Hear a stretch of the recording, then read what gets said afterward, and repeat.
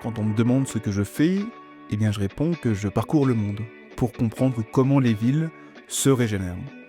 Moi, je ne suis pas un scientifique, je ne suis pas un professeur, pas en train d'écrire une thèse.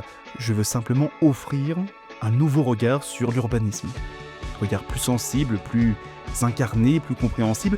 Ce regard, je le nourris des récits de vie de celles et ceux qui s'engagent par leur métier à repenser nos espaces urbains. Et de tout cela naît une vision de la ville, de ses fragilités, de ses renaissances. Et c'est cette vision que j'ai choisi d'explorer pendant une année de voyage, qui est donc le projet que j'ai appelé Reshaping Cities Initiative.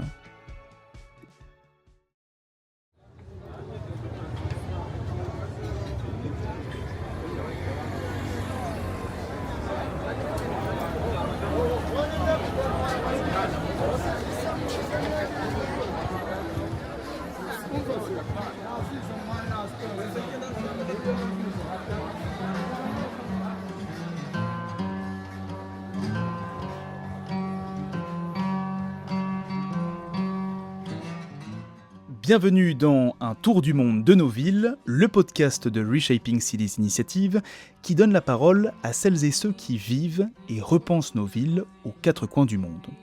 C'est aujourd'hui en Afrique de l'Est que je vous retrouve, et plus précisément au Rwanda. Le Rwanda, un petit pays de crêtes et de vallées, dense, enclavé entre l'Ouganda, le Burundi, la Tanzanie et la RDC, peuplé d'un peu plus de 13 millions d'habitants, et dont l'histoire contemporaine reste traversée par une tragédie majeure, le génocide perpétré contre les Tutsis en 1994, au cours duquel plus d'1 million de femmes, d'hommes et d'enfants furent assassinés. 30 ans plus tard, le Rwanda s'est imposé comme l'un des récits de reconstruction les plus observés du continent africain.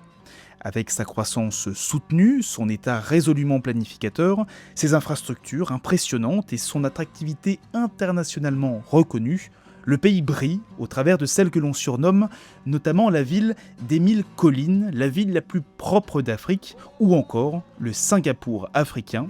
Je parle évidemment de Kigali, sa capitale, qui rassemble aujourd'hui près de 1,8 million d'habitants. Ville étendue, posée sur ses reliefs encore marqués par l'autoconstruction et le rêve de la maison individuelle, Kigali entre progressivement dans une nouvelle phase, celle de la densification, de la verticalisation, des grands projets urbains et d'une ambition affirmée de devenir la capitale africaine la plus durable, la plus connectée et la plus lisible. Mais derrière les chiffres, les plans directeurs et les images d'une ville propre, sûre et organisée, une question demeure: comment bâtir en Afrique une capitale du futur entre l'urgence de loger, l'ambition de se projeter et le poids encore vif d'un traumatisme national? Et bien pour y répondre, je vous emmène ce soir sur les hauteurs de la capitale aux côtés de David, promoteur immobilier, ancien chercheur, enseignant, spécialiste des villes des pays en développement. Il construit aujourd'hui des logements dans la capitale rwandaise. Avec lui, nous parlerons de terrain, de chantier, de mémoire, de marché, de diplomatie aussi, et de cette ville qui, sous nos yeux, ne cesse de se transformer.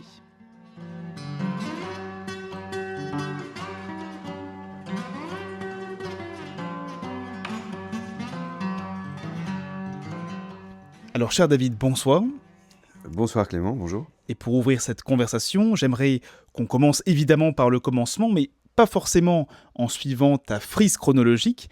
Je préférais que l'on démarre par l'intérieur, avec ce qui t'anime et ce qui te pousse. Si tu devais te présenter, non pas par ton métier, mais par ce que tu cherches dans ton quotidien, qu'est-ce que tu nous répondrais ? Tu commences avec une question difficile, mais je vais essayer d'y répondre au mieux. Je crois que ce qui... Fondamentalement, je pense que j'aime construire des choses et laisser une trace. J'ai toujours dans ma carrière professionnelle et dans ma vie travaillé sur des éléments qui restent. Donc, je préfère rédiger un rapport qu'organiser un événement ou vendre, et construire comme je fais aujourd'hui des constructions immobilières plutôt que être dans une simple transaction, quoi. Ouais. Donc c'est le côté bâtisseur finalement. Et je pense à travers le travail que j'ai aujourd'hui, la société que j'ai créée, Ilmara Properties, pu m'épanouir pleinement, parce qu'il y a le côté construction et structuration de la société elle-même, et comme cette société fait des projets immobiliers, ensuite il y a la construction des projets. Voilà ce qui m'anime aujourd'hui. Alors l'enregistrement de cet épisode se réalise dans un cadre un peu particulier. On n'est pas dans un studio, on est plutôt à 6 étages au-dessus du sol. On est dehors, la nuit est maintenant tombée, nous sommes sur un toit, et pas n'importe lequel. Où est-ce qu'on se trouve en ce moment, cher David ? En effet, on est sur le rooftop, comme on dit en anglais, de notre 4e projet à Kigali, qui est dans un très quartier résidentiel plutôt huppé de Kigali. Et donc ce projet a une partie qu'on appelle un rooftop commun pour tous les habitants. Et donc on a le privilège en effet de s'y trouver avec la vue à 180 degrés sur les lumières de la ville de Kigali. Alors pour comprendre le personnage que tu es devenu aujourd'hui, je te propose qu'on remonte un peu le fil en suivant tes détours, tes ellipses, tes choix, peut-être aussi tes renoncements. Comment tout a commencé pour toi ? Quelle a été l'étincelle ou peut-être la fissure qui t'a amené vers l'urbanisme ? J'ai toujours été fasciné par les villes, je pense déjà, je sais pas exactement à quand ça remonte, mais en tout cas, quand je suis rentré à Sciences Po, je savais déjà que je voulais faire le master urbanisme. Pourquoi les villes, je sais pas très bien, pour être honnête, je sais pas, mais donc je peux dire ce qui m'intéresse aujourd'hui dans les villes, c'est le mouvement, c'est les fluides, la vie, voilà, comment fonctionne une ville, c'est quelque chose qui quelque part m'intrigue. Je pense que j'ai pas de réponse aujourd'hui. Il y a l'aspect administratif, il y a les réseaux, l'approvisionnement des magasins, l'alimentation des habitants, et surtout dans les pays en développement. Alors la ville de Kigali est plutôt structurée, mais quand on regarde des villes moins planifiées, comme on peut en trouver en Afrique ou ailleurs, il y a des fois où on se demande comment ça marche. Voilà, donc il y a peut-être quelque chose de mystérieux finalement dans l'objet urbain. Quand on regarde ton parcours, tu as traversé de nombreux pays, de nombreuses institutions, tu as travaillé sur de nombreux projets. Qu'est-ce qui t'a le plus transformé ? Je pense que c'est clairement le dernier, c'est celui que je fais aujourd'hui, puisque j'ai fondé ma société. Donc voilà, c'est quand même un changement majeur de devenir son propre boss. J'avais l'habitude dans les 10 premières années de ma vie professionnelle, d'avoir des responsables, des horaires de bureau, des congés à poser. Voilà, aujourd'hui, j'ai jamais une journée complètement libre, et si je suis en vacances, mes collègues ne sont pas au courant. Ils ont peut-être un temps de réponse un peu plus long, mais voilà, ils savent pas où je me trouve, mais voilà, je suis toujours disponible. Donc ce qui transforme, c'est quand même une forme de liberté. Alors, c'est pas une liberté totale, parce que quand on dirige une entreprise, il faut bien entendu être là, mais en même temps, voilà, le fait d'avoir pas de compte à rendre au quotidien, même si bien entendu j'ai des actionnaires, on est des comptes à rendre à mes actionnaires, mais voilà, c'est une forme de liberté, de pouvoir prendre un certain nombre de décisions. Je pense que, en tant qu'entrepreneur, je prends je sais pas, peut-être une centaine de décisions par jour, plus ou moins importantes, mais ouais, parfois des micro-décisions qui se prennent dans la seconde, mais c'est voilà, cette capacité à passer d'un sujet à l'autre. Je peux voilà, à choisir la couleur d'un carrelage, et dans l'instant d'après, de décider s'il faut faire du change pour avoir la monnaie en devise, ou décider d'un discount, une réduction pour un client. Donc c'est beaucoup de choix à faire dans une même journée. Alors depuis plus de 20 ans, tu as justement œuvré dans le secteur public, tu as apporté ta contribution à la recherche. Maintenant, tu es effectivement dans le secteur privé. Si tu devais trouver un fil rouge qui traverse l'ensemble de ces terrains qui sont si vagues, ce serait lequel ?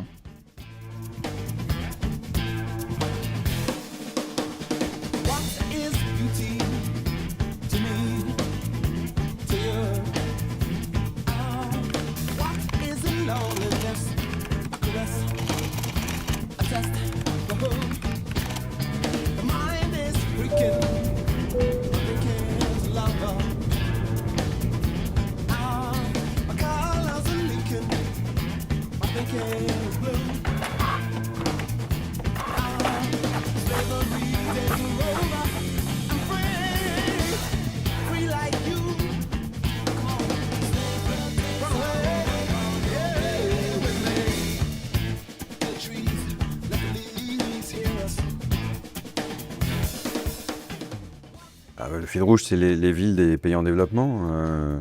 Ça, c'est très clair. J'ai commencé par mon stage. Après le cycle d'urbanisme, j'avais fait le choix de faire un stage à l'étranger, faire un stage en Chine, puisque j'ai étudié le chinois en seconde langue depuis la classe de quatrième.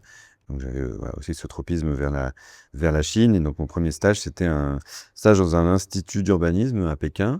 En fait, c'est une sorte de bureau d'études qui faisait du design et de la conception de projets.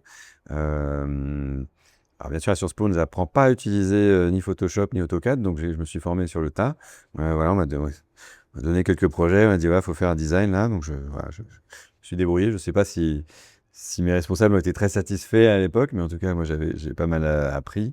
Donc c'était une première expérience opérationnelle. Après, j'étais dans la coopération franco-chinoise en urbanisme à l'ambassade à Pékin. Donc toujours dans ce fil pays en développement, même si ça c'était il y a presque 20 ans. Donc la Chine était encore considérée comme un pays en développement, ce qui est plus le cas aujourd'hui. Et puis différentes expériences, ville de Paris, une thèse sur les projets chinois de développement urbain en Afrique, donc toujours ce fil de pays en développement et du développement urbain. Et aujourd'hui, promotion immobilière au Rwanda, c'est une contribution au développement urbain, puisqu'on ne fait pas juste de construire en pleine ville. Il y a des zones qui sont en cours d'urbanisation, qui sont encore des zones rurales, périurbaines, dans ce qu'on appelle le mitage urbain, avec des zones encore agricoles cultivées. Donc il faut faire venir parfois les réseaux, l'eau, l'électricité, même si elle n'est pas très loin, il faut connecter. Elle n'est jamais très loin au Rwanda, hein, mais il faut connecter. Parfois il faut faire un bout de route, faire du remembrement foncier, comme on l'a fait sur certains projets. Tout ça dans des zones où on pousse encore, par exemple, des haricots dans notre dernier projet. Et finalement, on revient à la première question. Il y a une profonde satisfaction de contribuer de manière très directe, avec un impact direct, un terrain nu, qui, un an et demi plus tard, est habité par des familles. Donc c'est du développement urbain en action, et j'y prends plus de plaisir qu'à la rédaction d'un rapport avec des chiffres macro qui sont parfois un peu déconnectés de la réalité. Alors je te propose que l'on quitte Kigali un moment et que l'on revienne à Paris, promotion 2005-2006, il y a 20 ans. Qu'est-ce que ça veut dire pour toi ? Alors c'est loin, donc j'ai le cycle d'urbanisme de Sciences Po, avec le temps qui passe, on oublie, on garde quelques souvenirs. Je garde souvenir du projet collectif, si c'était bien le nom, sur la rénovation urbaine. J'avais travaillé avec l'ANRU sur la rénovation et la résidentialisation des quartiers d'habitat dits sensibles. C'est le premier souvenir qui me vient, avec plusieurs camarades de la promotion. C'est certains cours avec des professeurs très intéressants, d'autres pendant lesquels je pense que je me suis profondément ennuyé. Mais aussi parce que, on va parler de mon tropisme, hein, pour les pays en développement. Donc c'est vrai que les sujets franco-français, beaucoup de procédures, de réglementation urbaine, etc. C'est pas ce qui m'anime, ce qui me passionne le plus. Donc, je garde de très bons souvenirs sur les cours de paysage, sur les formes urbaines, sur les dynamiques urbaines, sur les réseaux. Et avec quel état d'esprit tu avais intégré cette formation à l'époque ? À l'époque, je pensais que, en ayant fait urbanisme Sciences Po, on pouvait rejoindre un cabinet d'architectes comme urbaniste. J'étais naïf. Et après, j'ai compris que quand on n'était ni architecte ni ingénieur, on pouvait pas être urbaniste, en fait. Donc j'ai jamais été urbaniste dans ma vie. J'ai toujours eu un intérêt pour l'urbanisme, mais quand on a fait Sciences Po, si on n'a pas une formation technique à côté, en France, on n'est pas urbaniste. Après, ça n'empêche pas d'avoir une compréhension des villes. Mais bon, le prisme Sciences Po, ça reste évidemment celui des politiques publiques. Et donc, ça, c'est quelque chose qui m'est très utile, même aujourd'hui, dans mon travail, de comprendre comment fonctionne une administration, puisque en tant que promoteur, on a bien entendu beaucoup d'interactions avec les administrations. Et puis le temps passe, tu n'es plus étudiant, mais tu commences à t'expatrier. Alors vient l'Asie avec la Chine et notamment Pékin. Tu plonges dans une urbanisation d'une autre échelle. Tu observes, tu négocies, tu analyses la ville comme stratégie. qu'est-ce que cette immersion t'a appris sur les manières de fabriquer la ville dans les pays en développement? Alors, déjà, en fait, avant, entre Sciences Po et le début de mon travail à Pékin, j'avais fait un mémoire sur les quartiers d'habitat, enfin, sur l'habitat résidentiel à Pékin. Donc, il y a encore voilà, un fil rouge. C'est un mémoire de master, un mémoire de recherche de M2 que j'avais fait à la Sorbonne sur l'urbanisme des pays en développement. Et donc, finalement, j'avais déjà un premier intérêt pour l'habitat. Et ouais, j'avais travaillé sur les formes urbaines, le fonctionnement de ces quartiers. Bon, l'urbanisme chinois, c'est quelque chose, bien entendu, très planifié, orienté par les transports, des grandes trames, souvent des plans damiers, des échelles très verticales, très denses, évidemment. On connaît l'échelle des villes chinoises, je crois que tu y seras bientôt. Qu'est-ce que j'ai appris? Ouais, j'ai appris ce que c'est qu'une ville dense, bien organisée, bien structurée. Et qui se développe très rapidement, parce que c'est vrai quand même, ouais, ça me fait revenir de vieux souvenirs de Chine, mais j'étais à une époque avant les Jeux Olympiques de Pékin 2008. C'était une ville en pleine transformation, des chantiers partout, poussière grise, qui est une poussière de pollution, mais aussi des chantiers. J'aime beaucoup cette brume de Pékin. Une couleur un peu noir et blanc parfois. C'est des paysages urbains avec une diversité de bâtis, différentes hauteurs, différentes époques, et transformation rapide de une ruelle avec de l'habitat semi-informel sur un étage. Je me souviens d'un petit restaurant, un jour était fermé, le lendemain en fait il était démoli parce qu'il y a une avenue en cours de construction, et voilà, aujourd'hui je vois encore l'endroit. Mais c'est une grande avenue. Alors la ville est souvent un lieu, à l'imaginaire très fort. Quel cliché t'agace le plus quand on parle, depuis notre Europe, des villes africaines et des villes asiatiques? Alors, ce qu'il y a de cliché sur les villes asiatiques, je sais pas si j'en ai en tête. Cliché sur les villes africaines, ouais, c'est sur les villes africaines, mais bon, malheureusement beaucoup de poncifs sur l'Afrique. Encore trop de gens voient l'Afrique sous-développée, de la violence, des maladies, des insectes, des moustiques, la désorganisation, alors qu'en fait, déjà, tout système urbain est organisé d'une manière ou d'une autre, même quand on est dans l'informel. En vérité, c'est très organisé. Et ensuite, bon, on revient sur Kigali, mais Kigali est une ville très organisée, planifiée. Peut-être qu'on y reviendra plus tard. Mais voilà, on y construit en béton, comme partout dans le monde. Et malheureusement, ça m'est arrivé, mais y compris avec des gens qui ont des beaux diplômes français, ont l'impression qu'ils pensent encore qu'on construit comme dans la brousse, avec de la terre, alors qu'il y a voilà, des endroits extrêmement luxueux, extrêmement modernes, extrêmement raffinés, qui se construisent en Afrique. C'est un continent en plein développement, croissance rapide, avec toutes sortes de créations. Donc, mais peut-être que bon, ces clichés sont aussi dus au fait que certaines personnes, peut-être par une forme de racisme plus ou moins ancré, plus ou moins inconscient, aimeraient voir l'Afrique rester là où elle était, ce qui n'est plus le cas. Aujourd'hui, c'est un continent en plein développement. Nous sommes ensuite en 2010 et tu rentres à Paris, non pas pour te reposer, mais pour entrer dans les logiques institutionnelles, les stratégies macro, les politiques publiques mondiales. Que retiendrais-tu de ton passage par la ville de Paris, ensuite par le CNRS, puis par l'Agence internationale de l'énergie et enfin l'OCDE? Bah, mon passage par la ville de Paris, je vais être un peu franc, mais j'en retiens deux choses. Euh, c'est d'abord que Paris, enfin, comparé aux pays en développement que j'ai pu fréquenter, visiter, connaître, pratiquer, bah, Paris est une ville finie, plus ou moins.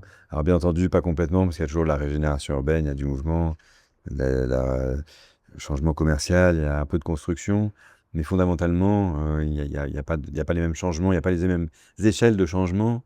Voilà, j'ai des souvenirs de réunions à la ville de Paris où les élus bah, parlent enfin, le sujet, c'est la couleur des lampadaires.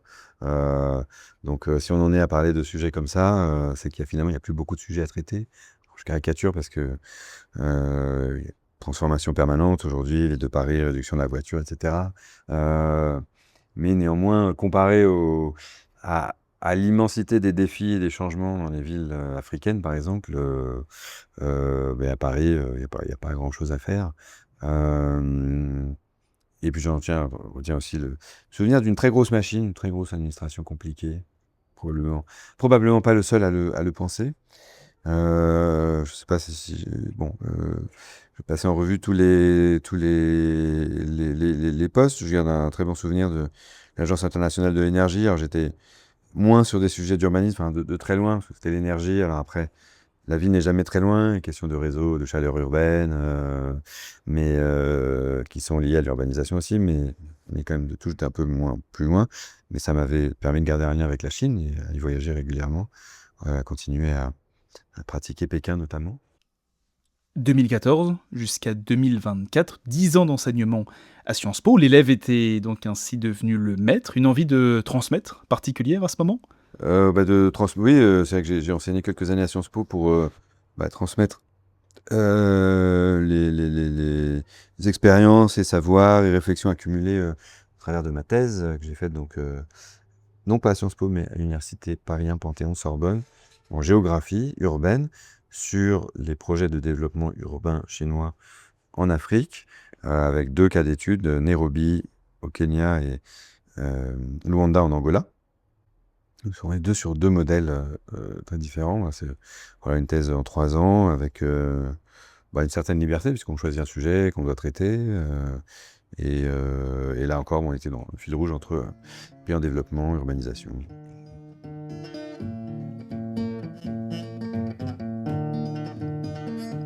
Et puis il y a 5 ans, changement radical, tu quittes les agences internationales pour fonder une société immobilière, tu reviens sur le terrain, cette fois-ci à Kigali. Devenir bâtisseur, c'était un virage, ou plutôt une forme de continuité. Et aussi, pourquoi avoir choisi le Rwanda?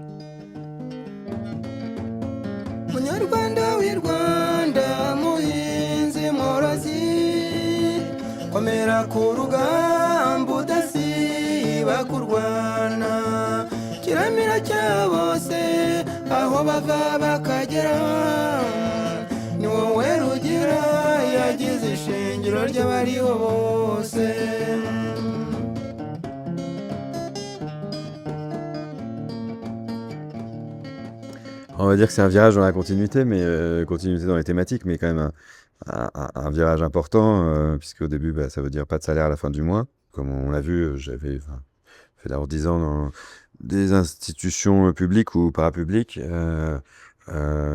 et j'étais conscient que si je faisais pas ce virage vers le secteur public, il serait probablement très compliqué plus tard.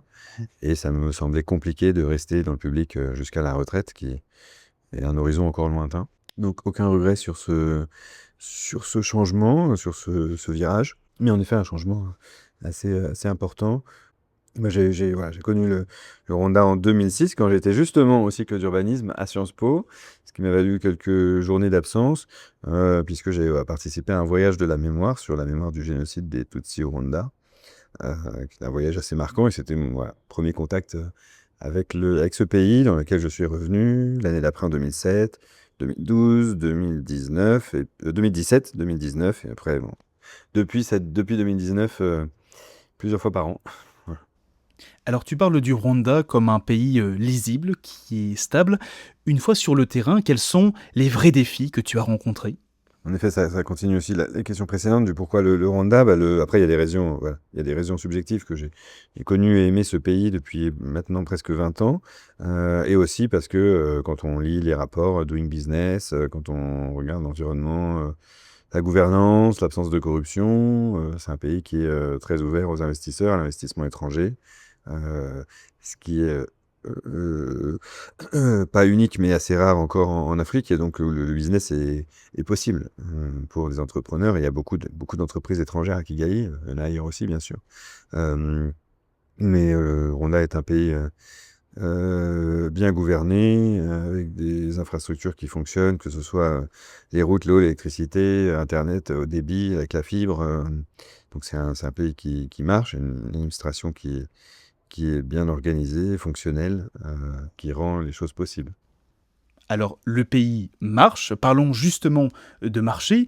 Est-ce que tu dirais que le marché immobilier est arrivé à maturité à Kigali ou est-ce qu'il est encore en structuration? Je pense qu'on est encore au début d'un mouvement sur le marché immobilier à Kigali, surtout quand on compare à d'autres villes africaines. Voilà. Je ne suis pas dans la comparaison avec l'Europe, hein, comparé à d'autres villes africaines.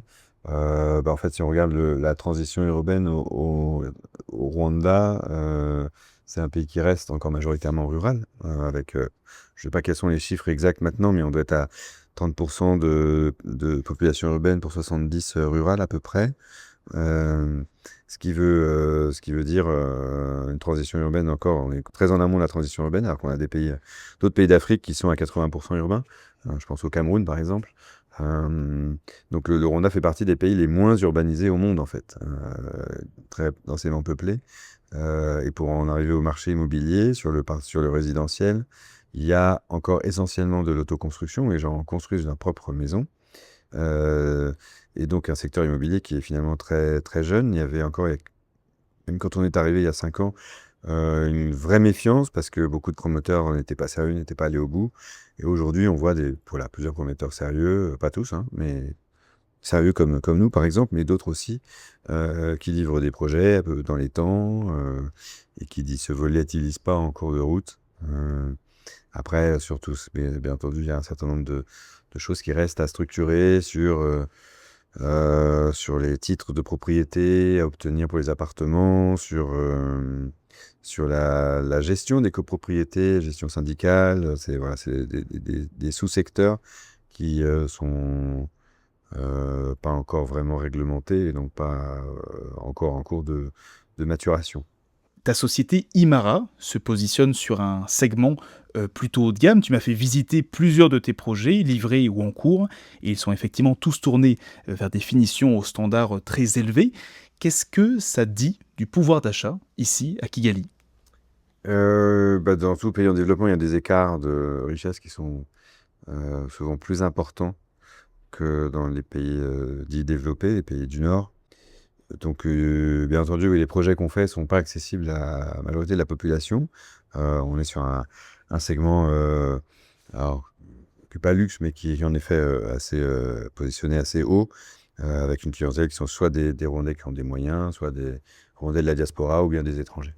Néanmoins, voilà, ça n'empêche pas qu'on contribue à l'urbanisation, qu'on crée de l'emploi, des emplois directs dans la construction, des emplois indirects aussi. Et après, une fois après livré, pour entretenir les propriétés, il y a des gens qui entretiennent, il y a des femmes de ménage, il y a des gardiens. Donc voilà, ça crée de l'emploi en fait aussi, de la valeur ajoutée et des revenus pour le gouvernement, puisqu'on paye bien sûr un certain nombre de taxes. Alors justement, comment tu envisages ta contribution pour le pays quand aujourd'hui on est promoteur immobilier? Ouais, on reste petit, donc c'est une contribution somme toute modeste. À l'échelle de quartier, notre premier projet a eu une influence sur le quartier en faisant monter la valeur d'un micro-quartier, d'un flanc de colline. Le fait d'avoir un projet de plusieurs maisons, ça donne de la valeur au terrain autour. Ça peut instaurer des dynamiques. On essaye aussi de construire des communautés avec une certaine qualité, donc d'élever les standards et les attentes. Toi et moi, David, on s'est rencontrés en début de semaine. Tu étais sur le chantier, téléphone à la main, un WhatsApp incessant, manches retroussées bien sûr, au fond d'une piscine encore en construction, entourée de tes ouvriers. Dans cette réalité-là, à quoi ressemble une journée dans la peau d'un promoteur à Kigali? Alors là, c'est vrai que j'ai quand même arrivé une semaine très particulière, puisque c'est la semaine des nos 5 ans, et en même temps de livraison d'un projet. On ne fait pas arriver à n'importe quel moment. Il n'y a pas de journée type, il n'y a pas de semaine type. En fait, ça dépend des périodes. Il va y avoir des moments où on est focus sur le design d'un projet, des moments où c'est plus focus à régler des questions administratives, de transfert de propriété, de permis de construire. À un moment donné, on va être sur des questions de marketing. D'autres moments, ça va être plus sur la construction. Donc là, c'est la fin d'un projet où on a fait le choix de mettre ce qu'on appelle un liner dans la piscine. Donc, comme il n'y a pas cette compétence au Rwanda, c'est le management de niveau construction qui s'y est mis. Et moi, je suis bricoleur par ailleurs. J'aime bien aussi faire des choses de mes mains. Et donc, voilà, j'ai mis la main à la pâte. C'était plus l'histoire d'apporter une petite touche une petite contribution au projet qu'on termine. Mais je pense néanmoins que le fait bien sûr, je maîtrise pas tous les métiers de la construction, mais de savoir faire des choses de ses mains, ça permet aussi de mieux comprendre ce qu'on fait, de comprendre ce que font les ouvriers et au final d'améliorer la qualité. Après, il y a au Rwanda un enjeu aussi de formation, c'est-à-dire qu'il faut aussi beaucoup de suivi parce que le niveau de formation, du fait de l'histoire du pays, est en progression. Est-ce que tu peux nous partager une situation de terrain qui t'a obligé à revoir tes certitudes? Alors, je réfléchis. Déjà, je vais prendre la question dans l'autre sens, mais c'est toujours un équilibre entre le doute et la certitude, parce qu'il faut avoir des certitudes pour pouvoir avancer, prendre des décisions, parce que sinon on prend jamais de décision, donc on n'avance pas. Donc il y a des fois où, même si on n'est pas complètement certain, il faut être certain et prendre la décision pour avancer, sinon tout le monde est bloqué. Après, je pensais qu'on pouvait imposer certaines pratiques. En fait, il y a des pratiques qui sont là et il faut s'adapter et les respecter. Ou les faire évoluer dans le temps. Voilà. Mm. Quelles sont les règles du jeu pour un promoteur à Kigali? Comment se construit un projet de l'identification du terrain désiré jusqu'à la remise des clés au client final?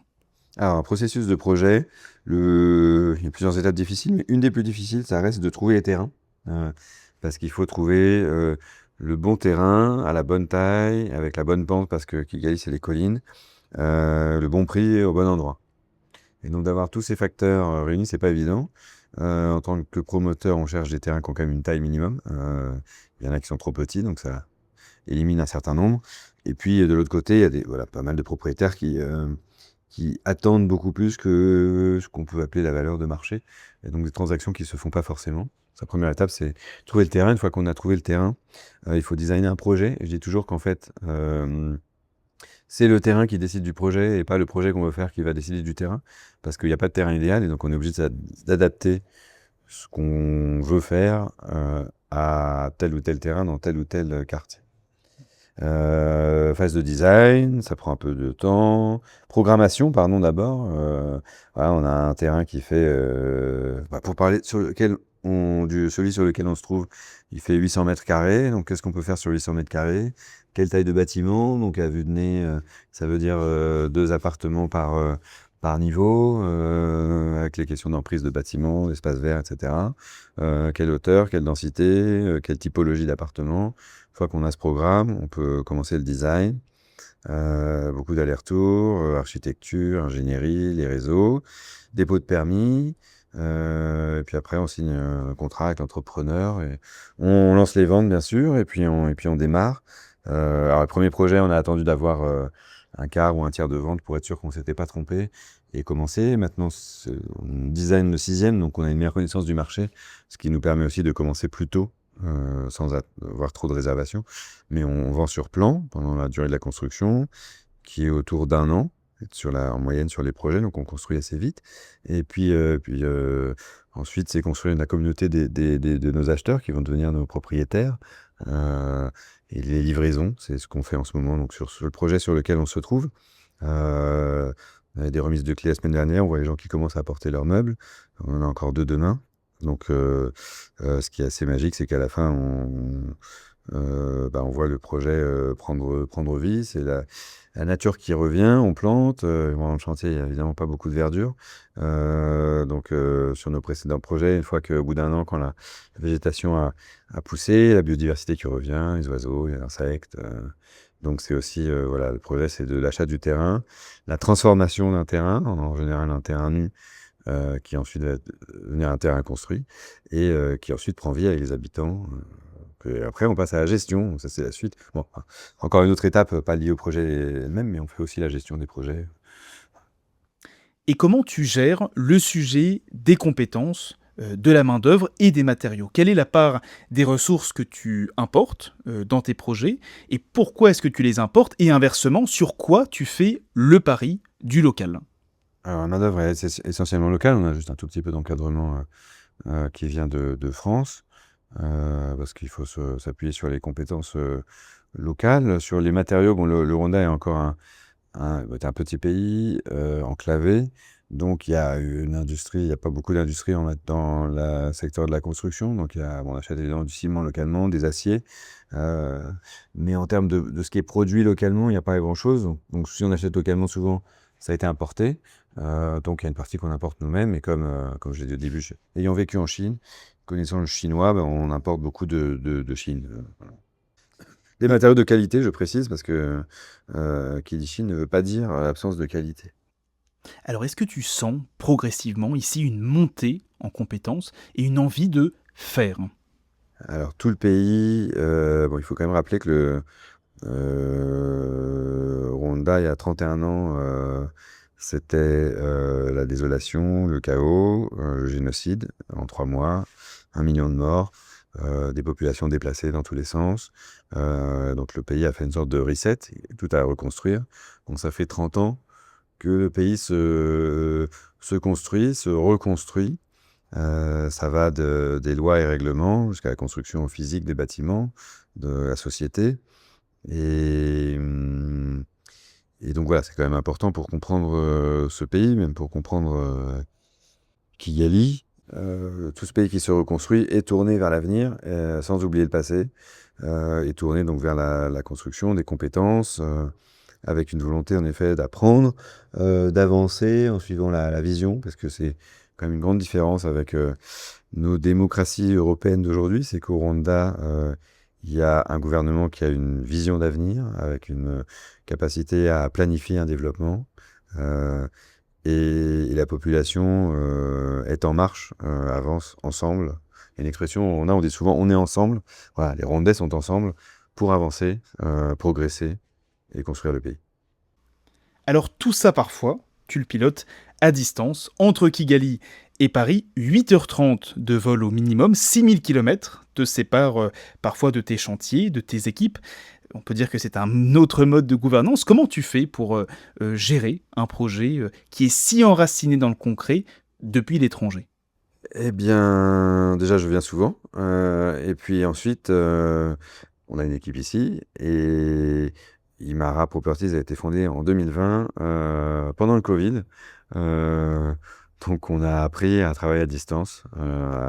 Voilà, première réunion de stratégie, de montage, c'était chez nous, confinés. Donc, en fait, cette période a montré qu'on tout à fait possible de travailler à distance. Même si, bien entendu, il faut aussi être présent. Et qu'est-ce que cette mobilité entre Paris et Kigali change dans ta manière de décider en tant que chef d'entreprise? Ouais, en fait, que je sois à Paris en vacances, à la montagne ou à la plage, ou à Kigali, mon téléphone, tout passe par WhatsApp, donc la décision se prend de la même manière. Quelques situations où il faut voir, mais finalement assez peu. Où sur une photo, on peut prendre une décision. Parfois, il faut voir les gens, évidemment, mais en fait, le téléphone, ça fonctionne assez bien quand c'est des gens avec qui on a déjà rencontré et qu'on sait qu'on va voir bientôt. Il y a un lien et donc, dans l'intervalle, par téléphone, ça passe très bien aussi. Bien entendu, le 100% à distance ne pourrait pas fonctionner, mais dans la mesure où il y a une régularité, ça fonctionne.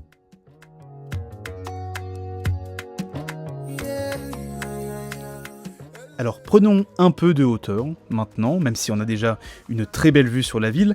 Laissons de côté un temps les plans d'exécution, parlons justement de cette ville, celle que tu regardes, celle que tu pratiques, celle que tu contribues à bâtir. Ton premier ressenti ici, c'était quoi? Et c'était quand?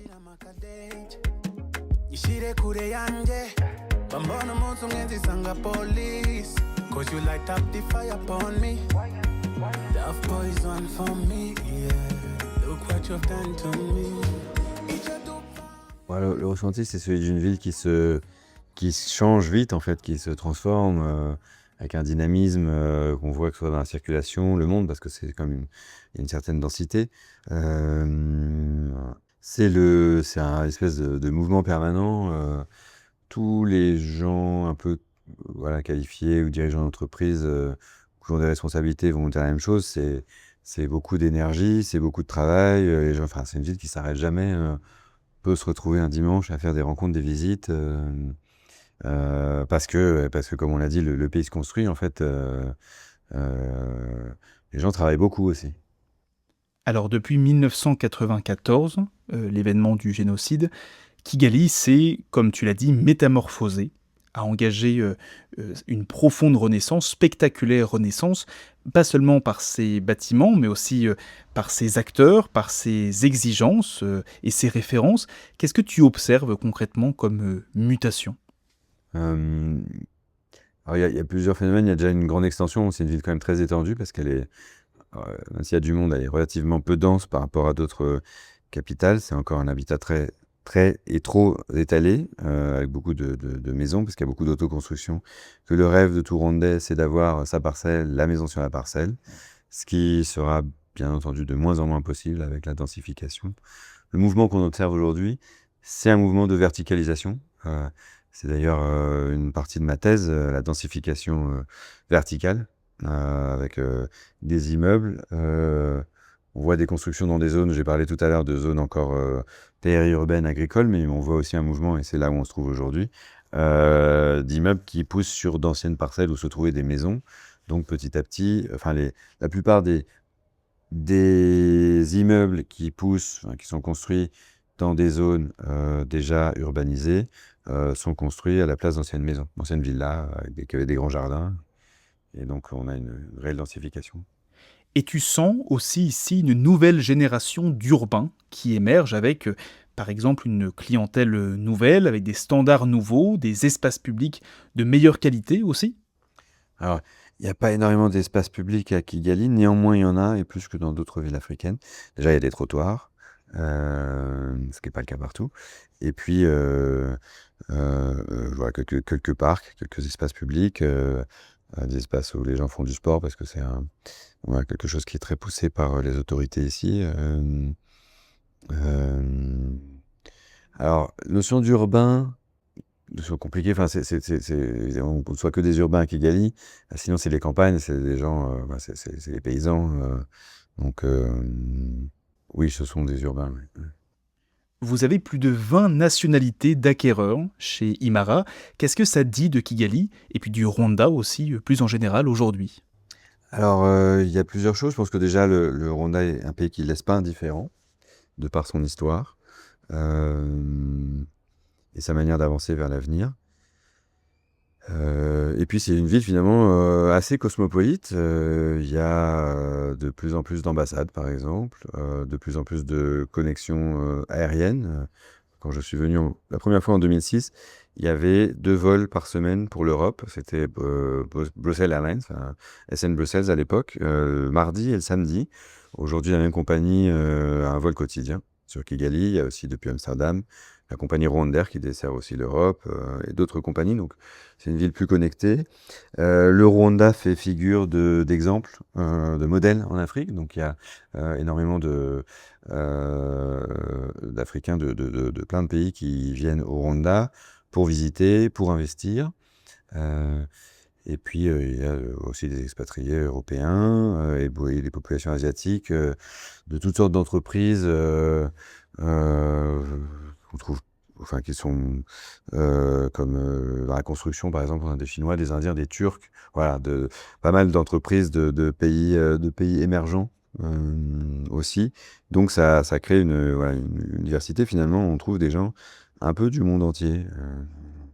Alors moins d'Amérique latine. Mais voilà, beaucoup d'Africains, des Européens, des Nord-Américains et des Asiatiques. Et donc on retrouve ça dans nos projets, en effet, avec des Nord-Américains, quelques Asiatiques, pas beaucoup, des Rwandais qui habitent dans toutes sortes de pays en diaspora, et plusieurs pays d'Afrique aussi. Donc ça crée voilà, une véritable diversité. Et puis hier soir, il y avait cette soirée au golfe de Kigali pour fêter les 5 ans de ta société, chic soirée que tu avais organisée.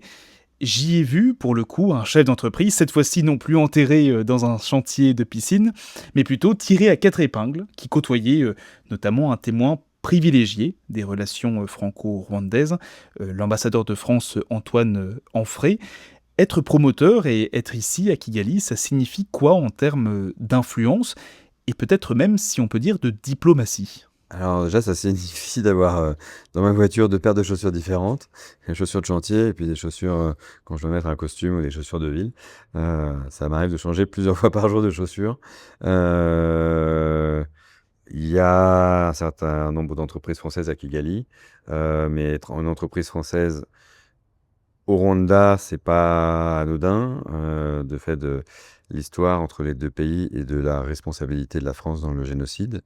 Hem, donc les entreprises françaises qui sont là, croient dans le pays, heu contribuent évidemment à donner de la chair, à la relation, entre le Rwanda et la France et et donc ça signifie aussi qu'on a, je pense particulièrement au Rwanda en tant que Français, un devoir d'exemplarité. Alors tu as traversé des mondes, tu as observé des modèles, tu as habité des écarts. J'aimerais qu'on prenne le temps maintenant de parler de ce que tu en retiens, de ce que tu transmets aujourd'hui, de ce que tu souhaiterais transmettre demain. Et on peut peut-être déjà commencer par te demander, c'est quoi un bon projet immobilier à Kigali? Qu'est-ce qu'un bon projet immobilier ici à Kigali? Déjà, c'est un projet qui va jusqu'au bout. Parce qu'il y a des projets qui vont pas jusqu'au bout, pour, diverses raisons. Donc ça veut dire que c'est un projet qui est bien géré, dans les temps. On livre, quand même à peu près dans les temps, ce qui est aussi rare. Et c'est un projet de qualité où il y a pas trop de problèmes. Alors dans toute construction, il y a forcément des soucis, on doit revenir, ça c'est normal. Il y a un service après-vente, mais c'est un projet, voilà, qui fonctionne, et surtout un projet vivant dans lequel les habitants se sentent bien et sont heureux. Quelle est la leçon la plus précieuse que tu retires de ces années de bâtisseur ici? La leçon que je retire, c'est qu'il faut, voilà, beaucoup, d'humilité parce qu'on peut avoir, plein d'idées, plein de certitudes et qu'il faut, se remettre en question, s'adapter, être très agile, très flexible, que, même si on doit aller d'un point A d'un point à un point B, en général, on passe par un point C, un point D, un point E, parfois F et parfois il faut aller jusqu'au bout de l'alphabet. Et en fait, on sait jamais. Enfin, il y a plein de situations dans lesquelles, on sait à peu près où on va, mais on sait pas très bien comment on va y aller et il faut beaucoup, voilà, beaucoup tester, essayer. Une manière marche pas, du coup, c'est une autre et puis une autre et donc il faut de la patience, l'humilité, du courage, de la détermination. Et enfin, un conseil que tu donnerais à un jeune urbaniste, une jeune urbaniste, qui rêverait d'Afrique, mais qui ne saurait pas par où commencer.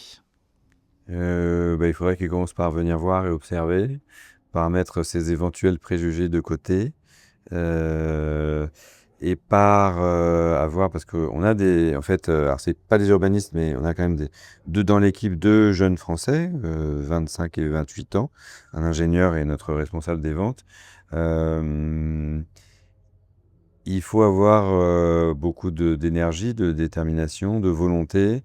Il faut aimer ce qu'on fait. Heu, voilà, on peut pas venir avec une mentalité de fonctionnaire. Voilà, ça implique de la polyvalence, ça implique de la modestie et beaucoup de don de soi, finalement. Alors avant de conclure cet épisode, j'aimerais t'inviter, David, à un exercice un peu plus sensible, celui de la carte postale. C'est maintenant devenu une tradition, effectivement, de ce podcast. Si tu devais prendre une photo de ta vie ici d'entrepreneur, parfois de résident temporaire, toujours de faiseur d'immobilier à Kigali, eh bien, qu'est-ce que ce serait? Qu'est-ce qu'on y verrait? Où est-ce que ce serait? Et qu'est-ce qu'on y entendrait? Qu'est-ce qu'on y ressentirait? Et à quel moment de la journée la prendrais-tu, cette photo?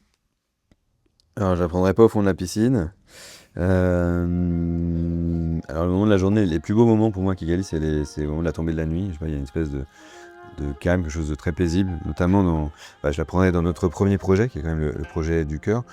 Ce que j'ai pas dit, c'est que ça a commencé avec un projet test, parce qu'en fait, on ne savait pas, hein, si on irait au bout, s'il y aurait un deuxième projet, parce qu'il fallait, voilà, l'objectif, c'est de tester un projet de A à Z, donc de l'achat du terrain jusqu'à la vente, jusqu'au rapatriement de l'investissement. Donc c'est de tester toute la chaîne de la production immobilière urbaine. Donc je la prenais dans ce projet parce que, et je la prendrai aujourd'hui parce que en 5 ans, c'est une zone qui en fait se transforme. C'était un flanc de colline qui était pas urbanisé, avec essentiellement des cultures. Aujourd'hui, on a été les premiers à y construire, mais aujourd'hui, il y a des maisons qui se construisent tout autour. Donc c'est une bonne illustration de la transformation et de la beauté du paysage, puisque comme on est sur une colline, on a une très belle vue très loin aussi.